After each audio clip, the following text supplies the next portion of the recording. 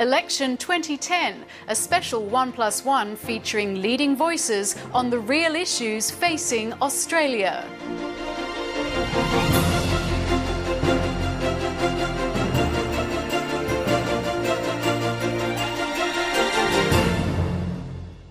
Hello, I'm Jane Hutchin. Welcome to the program. Peter Shergold, NIck Xenophon and Alan Ramsey, all of them have witnessed our electoral system at close range. For 5 years, until 2008, Peter Shergold was Australia's most senior public administrator, Secretary of the Department of the Prime Minister and Cabinet, known as PM&C. In a long career, Professor Shergold has served 4 Prime Ministers from Hawke to Rudd. He now heads the Centre for Social Impact at the University of New South Wales. Peter Shergold, welcome to 1+1. What do you miss most about working with politicians? I must say I miss this period, the caretaker period. I always joke to people from my experience as a public servant that this is the period where, in effect, the public servants are running the country. And it seems to run quite well. But, of course, this is the period as a public servant when you are very carefully monitoring every comment of not just the political leaders but other ministers and shadow ministers, and making up these wonderful books of the commitments that both sides have made, so that immediately you know who is the Prime Minister, then you have all the commitments prepared and ready to go. Do they always stick with their commitments? No. How can they get away from that? Well, often, to be honest, at some levels of the commitments made by a relatively junior minister haven't probably been focused on, and often have had absolutely no media attention. It's only the fanatics in Prime Minister and Cabinet who watch carefully what everybody says. So that often you have the range of key issues. Nearly everything that has got media attention will be pursued. But below that, commitments made by ministers and shadow ministers during the course of the election are not necessarily implemented. What do you think is crying out for reform in our electoral system? Well, I suppose one of the difficulties is whether, in fact, the participatory democracy we have now is really working in the 21st century. I mean, if you think about it, the levels of political trust, not just here but in the United Kingdom and the United States, are falling. Far few people are joining political parties. Compared with a generation ago, far fewer people are members of trade unions. So the normal ways in which people used to engage with politics between elections has fallen away. Now, luckily, what's emerged in its place is this wonderful cacophony of community organisations in the social area, environmental area, heritage and arts area. And many people now, of course, find their political articulation through those organisations.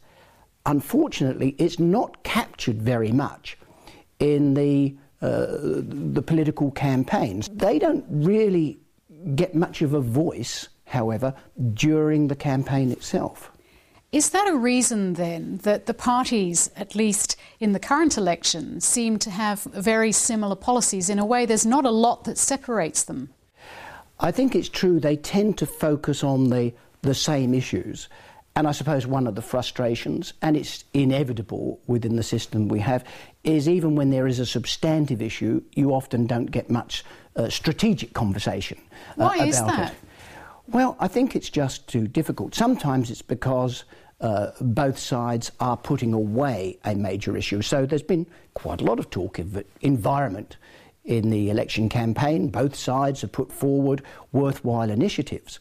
But the difficulty is you've got this 800-pound gorilla that actually isn't in the room. And the 800-pound gorilla is, are we going to set a price on carbon, and when? Either through an emissions trading scheme or through a carbon tax. So you have a discourse going on about environmental issues, but it's like it comes across as a grab bag of promises and initiatives rather than a genuinely strategic conversation. We did the same, didn't we, with on sustainable population. No problem with discussing sustainable population, but it disappeared in the first week because neither side really wanted to have a discussion about this, which wasn't just about demography or immigration, but about infrastructure planning. How can politicians get away with that, not actually mentioning the issues that really matter in those bigger debates? I think a campaign is probably not the time to have a real strategic conversation of these issues. It's not the time? Probably not. I mean, you need to do this over the course of, the 3 years that exist. And that's why I think there need to be opportunities for more ongoing participation. I mean, the trouble is, in this election, if you think about it, Julia Gillard offered something that was really interesting, which was this idea of a citizens' assembly to discuss where we needed to go in terms of our carbon emissions. It's been criticised, though, because it's like it's farming out. It's come across as, this giant focus group, as a farce. And it was the right solution presented in entirely the wrong context. Because How so? It was seen simply as another means of procrastinating into the future to avoid making a decision and, in effect, to avoid making a commitment during the election. And yet, there are new forms of democracy now emerging, driven in part by social media, in which you can have citizens' assemblies and people's forums and citizens' juries, and indeed good old-fashioned town hall meetings can reinvigorate, I think, a political dialogue which the old institutions of the political parties and the trade unions used to give you, but don't anymore. So do you agree with the old adage that politicians don't lead, they follow? Well, sometimes politicians lead and sometimes they follow. I mean, if you think back to previous prime ministers, they often stood out. I think of John Howard, you think not just of the GST, but in his first term, the position he took on gun laws. And obviously the whole issue of financial deregulation, not just with John Howard, but with Paul Keating and Bob Hawke. Clearly there was leadership going on there. What about at election time, though? It is relatively difficult unless you've really built the ground first. And that's one of the difficulties. So if I look by comparison at the United Kingdom, where you have Cameron coming on and with a very big reform agenda, whatever you think of it, embraced under the big society. I mean, that's really been built up over a number of years. And that's why you need that ongoing participatory democracy, so that when you actually come to the elections, you can have serious discussions about big issues. You mentioned earlier the situation in the United Kingdom, where David Cameron obviously is working very closely with the Liberal Democrat leader Nick Clegg. In the United States, President Obama picks people from all sides of politics to work with him. Are we in danger of looking like a throwback in Australia, given the style of our politics at the moment, which is very adversarial? Yeah, well, I think one of the challenges we've got, of course, is at the federal level, the very short time period. 3 years is significantly different from a 4 or even a 5-year term. There's less time to do things, and of course when polls start to go bad, as we saw with Kevin Rudd, often the governing party has to make very quick decisions about how to address the situation. So I think the short election cycles here do contribute to that. But also often what happens is real reform often comes when a party has been in opposition for some time. I mean, Cameron's big society didn't come out. I mean, that came out of a long period in opposition and a recognition that there needed to be a real strategy to present as an alternative. Do you agree that a party should be able to remove its leader even when the leader is the Prime Minister? Yes, I do. And I do because we have a parliamentary system of representation. I think, however, many Australians are confused, not at what looked like the speed and the efficiency with which the removal took place, but how it's possible, because most Australians see politics in terms of the elections every 3 years, and those are necessarily presidential in style. So we have a parliamentary system joined up with a presidential form of election campaign. How would you characterise this election as opposed to all the others that you've seen? Well, you know, it's a bit of a junkies, a political junkies election, I think. I mean, I follow it closely, but it's so curious. You've got what looks like a pretty close election. You've got two leaders who are thoroughly interesting people and quite distinct from each other. It's taking place at a time of enormous global uncertainty. You would think it would be, you know, a really exciting election. And yet the truth is, it hasn't turned out that way. Why do you think that is?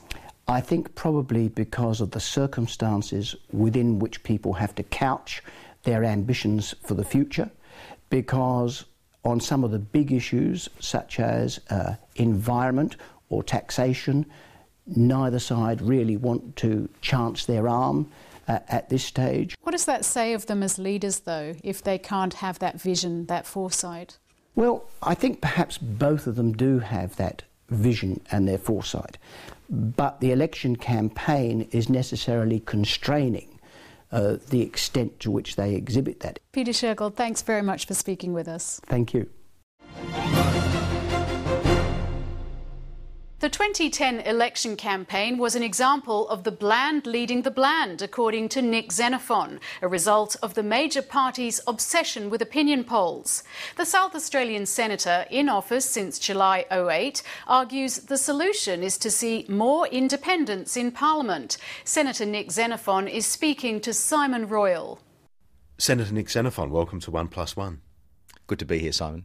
What do people get from having an independent? Well, they get a lot. I like to think they get a lot. An independent doesn't have to have the views of the community filtered through a party room process or through the vested interests of various industry groups or lobby groups. And I think it's important that with an independent doing their job properly, can listen to the community, can act on those concerns, and can do it in a very direct way. And I think that's a good thing in a democracy. Do you think you've been successful? Look, I hope I have. I think I'm my harshest critic. I always want to do better, but getting $900 million in accelerated spending on the Murray-Darling Basin last year as part of the stimulus package, I thought was a good start for the river, and most importantly, it put a focus on the crisis in the Murray-Darling Basin at a national level, and we need to do that. We need to realise that water security in this country is quite fundamental. It's not just about the Murray-Darling Basin, it's also about cities using stormwater harvesting.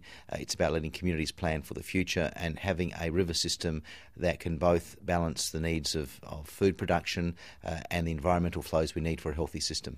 Do you accept that an independent is only ever truly effective when they hold the balance of power?